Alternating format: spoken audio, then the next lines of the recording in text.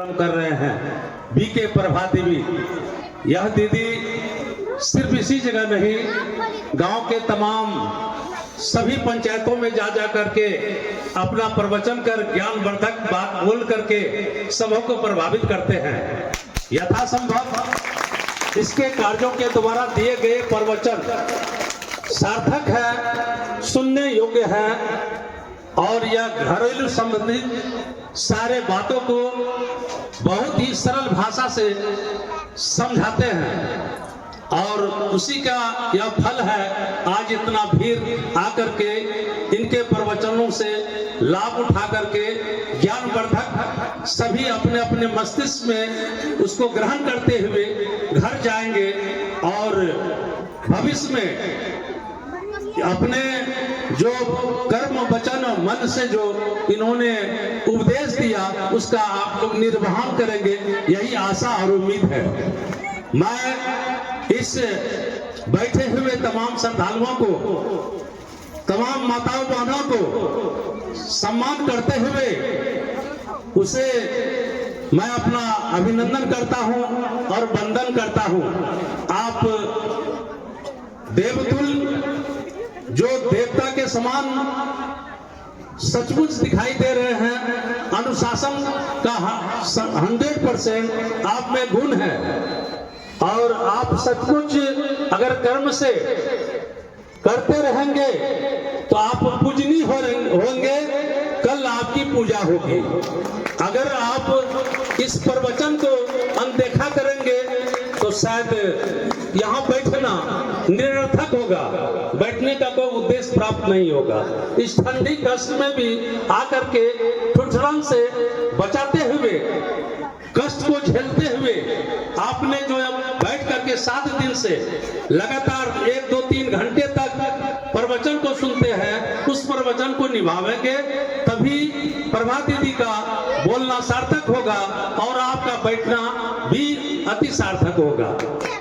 मैं ज्यादा बोलूंगा नहीं, मैं कोई प्रवचन करता नहीं, हमको सम्मान करके बुलाया गया, यह सौभाग्य की बात है और मैं हमसे जो सम्मान होगा हम सदैव करने के लिए आप लोगों को निःशुल्क तैयार है। जो हमसे शारीरिक, मानसिक और आर्थिक रूप से सहयोग होगा मैं सबको हमेशा करता रहूंगा और करते आ रहा हूं। मैं प्रभा दीदी को बहुत बहुत साधुवाद देता हूं जिन्होंने इस ठंडक में भी आकर के 7 दिन तक लगातार अपने प्रवचन से मन मुक्त करते हुए, झुमाते हुए तालियों की गड़गड़ाहट से सबको मनमोहित किया। इसे बहुत बहुत साधुवाद देता हूं और आशा करता हूं जिस परिस्थिति में आपने आकर के इस ज्ञान यज्ञ को आपने संभाला है, आगे भी करते रहेंगे, यही आशा और उम्मीद आपसे करता हूं। और मैं अंत में प्रभा दीदी को प्रणाम करते हुए मैं बहुत बहुत उससे अभी कुछ बैठ करके देखा सुना तो लगा हम आपका दरअसल कभी सुने नहीं थे और लेकिन जान रहे थे प्रभा दीदी जो भी हैं और बिल्कुल वह यथा संभव अपनी भाषा को उसके अनुरूप में डालते हैं। अभी आपके हमारे उस लोहनी में भी महाभारत का कथा हुआ, शायद कोई जेंट्स थे तो वह भी 7 दिन प्रवचन करके गए थे, यही महाभारत का, लेकिन उसका उतना वैसा नहीं लगा जैसा आप कह रहे हैं। तो भगवान जी आइए कार्यक्रम को बढ़ाइए और कुछ ऐसा कार्यक्रम है अभी इस गांव में जो भी विकास का काम हो रहा है उसमें अभी इस सरस्वती पूजा के अवसर पर विकास के रूप में कोई मानसिक विकास करता है, कोई शारीरिक और कोई आर्थिक।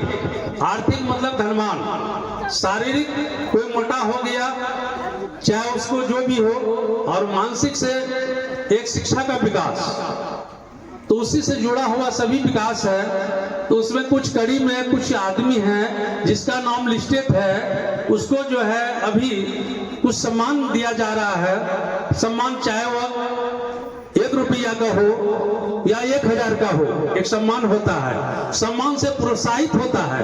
प्रोत्साहित का मतलब उसको देखते हुए दूसरा आदमी भी प्रभावित हो कि शायद उसने ऐसा कौन काम किया जो उसको इस भरी सभा में सम्मान दिया गया, हम भी वैसा करें। उसके बीच में एक प्रतियोगिता की भाव पैदा होती है, कंपटीशन होता है।